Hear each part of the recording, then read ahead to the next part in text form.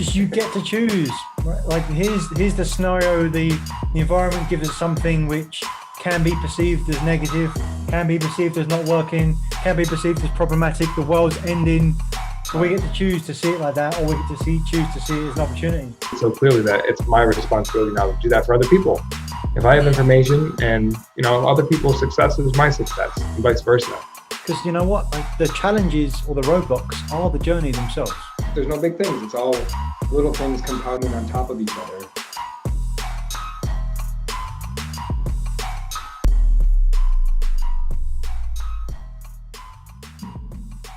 Coach Dick Davies, question for you. This always intrigues me. We get to certain points of the year and energies feel like they shift. Arbitrarily, it's a new quarter, but what the hell does that mean? That's not really anything noteworthy. But I think there are these shifts in, if we do anything for a consistent period of time, we have new vantage points, new momentum, and it requires us to take a new perspective and check in with where we are, and then inevitably we set new course or make that little slight adjustment for what we're most focused on. And I think we just kind of put it in terms of this quarter, for example. So kicking off Q3 recently here, what does that mean for you? What's the new energy that you're experiencing, and how have you used what you've built so far this year to refocus on what's most important the rest of the year? I think it's a really important point, because those arbitrary times of the year we used to check in are just that, but you can use them and leverage them well, but it's more like the intention of when they are, right? Not just it's Christmas. Oh no, I got rushed around by presents and it's too late. Why does it always come up so quick again? It's like, well, okay, I know it's Christmas because it's Christmas the same time every year. I want to structure my life so I could enjoy it, prepare for it. But what we do as coaches is we leverage all those different dates, right? It's like whatever time of the year is the time to check in. And so even the ones that we collectively acknowledge are even more impactful. But I think so it's not just Q2, it's middle of the year, second half of the year. So I split the year up into two as well as 4 quarters. I think interesting reflection for me about focus of bringing the right coaches into pro advisor coaches. We're growing like crazy. Looking at my calendar and having that sprint for Q2, and intentionally spent some time with my assistant yesterday. Just went, it's too much, man. It's too much. I've got to back off a little bit.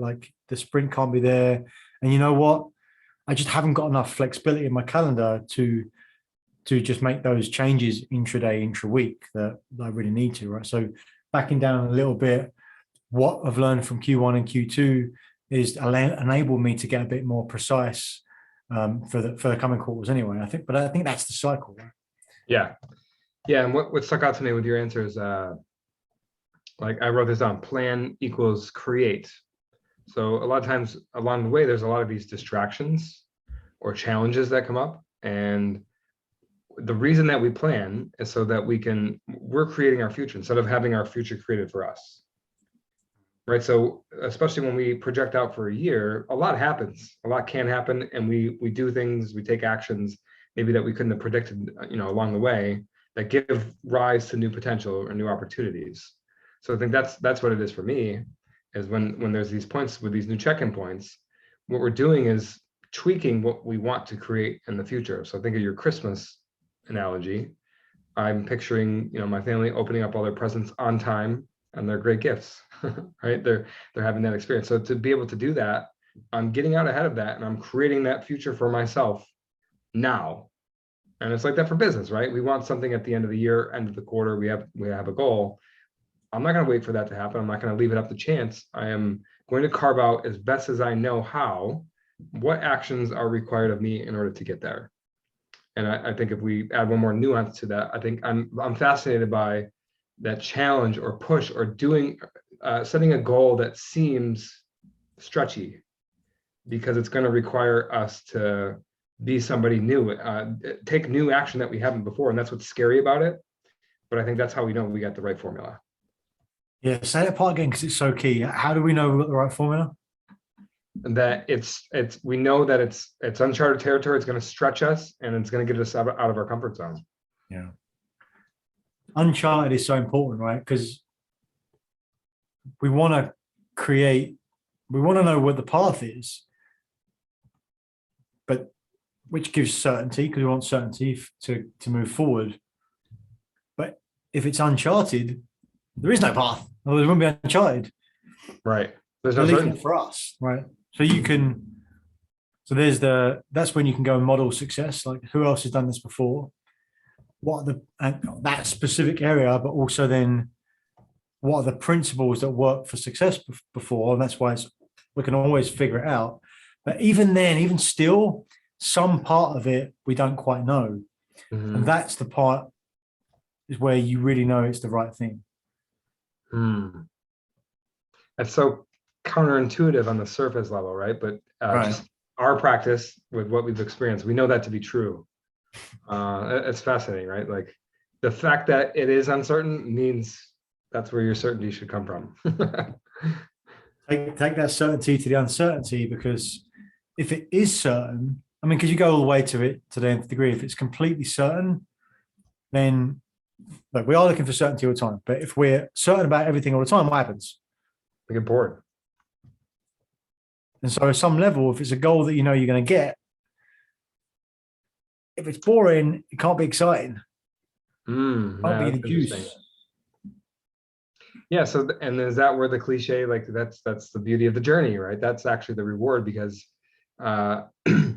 the journey to getting a goal that you know you can get it's mundane. It is what it is. But if you set a goal that you don't know if you can achieve, for example, then it's the journey that is the exciting part, because that's how you find out what you're made of and what you can overcome to accomplish that goal. Exactly. Yeah, it's a beautiful thing. And that the tweaking along the way is important as well, right? Because you go on that journey, you go, here's where I want to get to.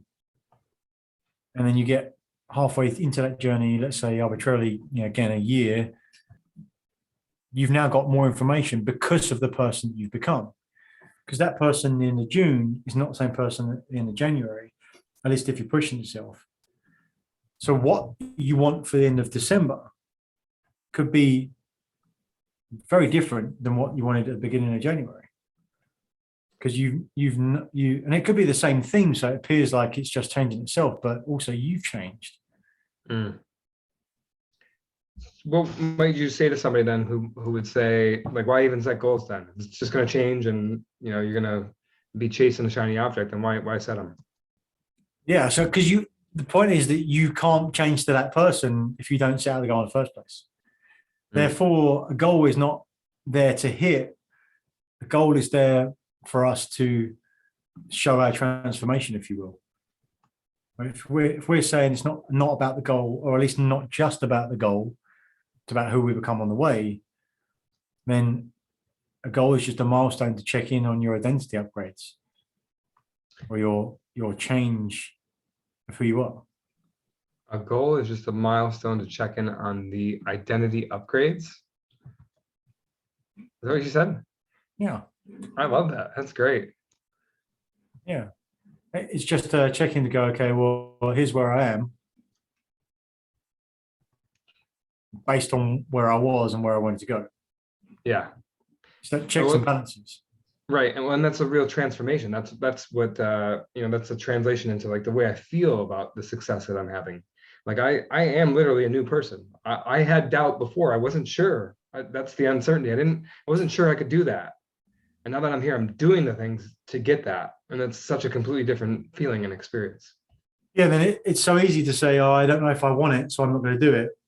And that's the classic one, right? That's the classic. I haven't got it just right, so I can't do it. But it doesn't matter. Like it doesn't matter. It doesn't matter, because you're going to get somewhere near it anyway, and then you'll find out along the way. Or even if it is completely counterintuitive for what you really want, well, then you'll find out, right? It's about the certainty you'll get. Like I had a conversation today with a client, middle of the year, looking at some of these goals, and we're basically doing the same thing in Q3 we did Q2, because it's working. He's getting to his outcome. He's like hitting his revenue goals. But we did say, okay, let's have a look about like what actually happened in Q1 and Q2. Now we know it's working because we've got the results, might be worth digging a little bit deeper and analyzing a little bit like where that came from Mm. to go, okay, are the ratios that we predicted actually true? And how might we use that information to make a tweak for the next part, right? It's like, that's super powerful to do that. Mm. Yeah, because you get tighter and tighter on what's working, and you kind of shed away the loose soil around it, right? You get rid of the excess that way. Yep. And that's part of what we're talking about with this journey is like the more consistent you do something, the more you figure out about it, because you're in it, you see it from a different light than setting the intention to do it. Right. Exactly. It can't be the same because you're just coming from a different perspective. Yeah. It's the shift, no matter how small. That's why often in coaching we talk about it's not suddenly everything's different, meaning I've gone from a 180-degree shift. Everything can be different if your shift is half a degree. Mm. Or the 2 millimeter shift, just that little bit of difference that makes the difference, right? The straw that breaks the camel's back, let's say. And suddenly like, oh, wow, like it feels like I've shifted a mountain, but all I've done is just like slightly changed. Like, it's like if you were looking at your window and the sun's coming in, you only have to move like a tiny bit left and the sun's blocked, right? And so that I was gonna go with the airplane. Like a 2-degree shift is the difference between landing in Dulles and landing in Boston, right? Logan Airport. Yeah. yeah. But it's exactly, it's like over amount of time. Again, that's the power of compounding. Like everything over time has a massive impact. It's huge. Mm. Interesting. All right, I want to shift a little bit to talk about. I wrote something down about identifying what you want, because I'm going through this right now with a few people, so that means that there's something there for me to learn here. But how do you even pick, like in a business example, right? Revenue goal, more sales. It's easy to identify that. How is there an art? Like, how do you even choose what airport you want to land at? Yeah. And for me, that's the beauty of what we do, right? It's like it's digging and playing. It's like, well, what airport do I choose to play at? It's like, well, what could it be? Just get some stuff down, or more specifically, well, all right, well, what do I want? Okay, well, which part of your life are you talking about? Mm. I don't know. Okay, well, which part of your life is most important? I don't know. All right, well, let's list out the parts of your life, how you think about it. And then each one of those questions and that activity allows you to just click a little bit more. So then you end up with like a 5 or 10 different areas of your life. Okay, well, if you had to, which one's most important?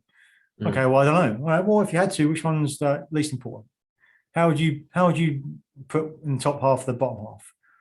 And then it's just an iterative process, just powers of deduction, right? Just going through that, you're gonna delete things. Mm. You're gonna be left with something. Yeah. Would you agree with the statement? I think the biggest difference between people who are having trouble getting started or like just getting into the game is that concept of prioritization. I think that's maybe the most common, I don't know if it's a problem, but most common preventative thing or obstacle is the inability or the lack of desire to prioritize something over something else. I think, way back in the day, I might have referred to this as like a FOMO. Like if I choose something, that means I have to give up everything else, and I'm not willing to do that.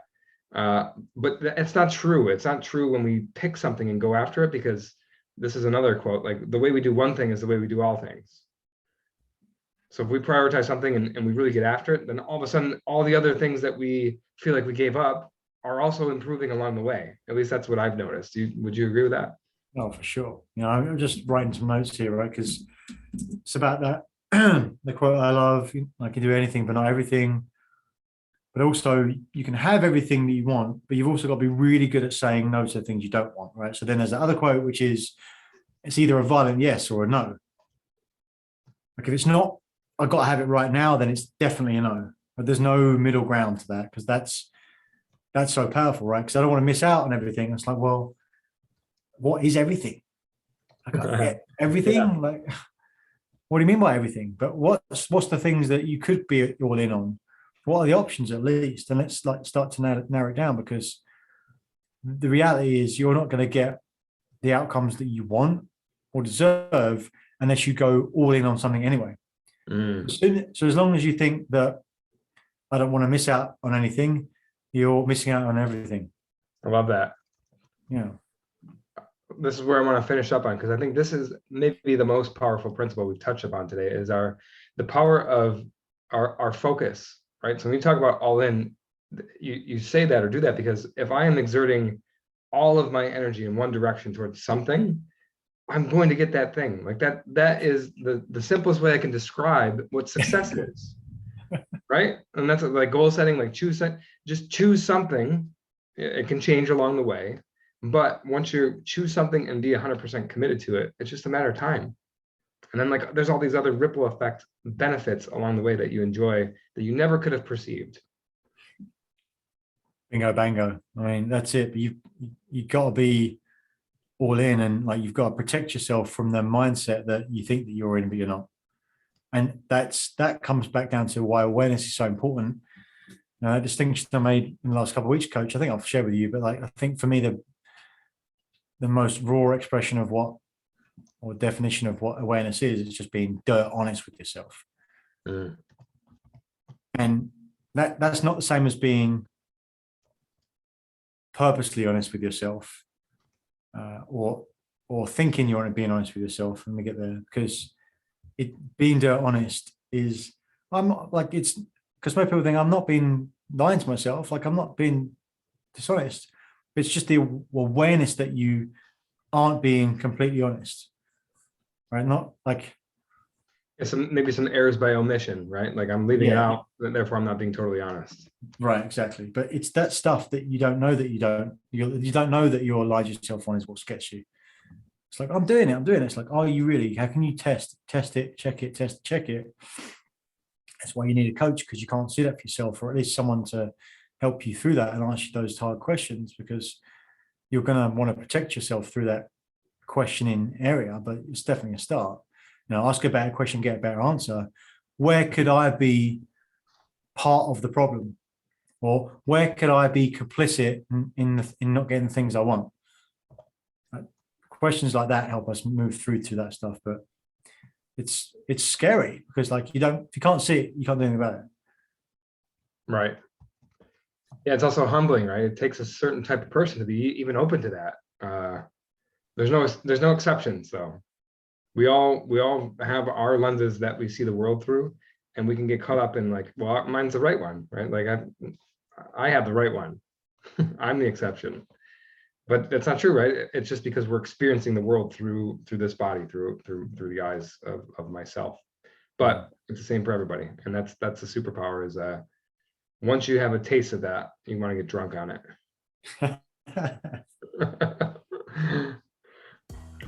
Maybe we leave it there, Coach. We'll just hold up a cheers to you. Cheers.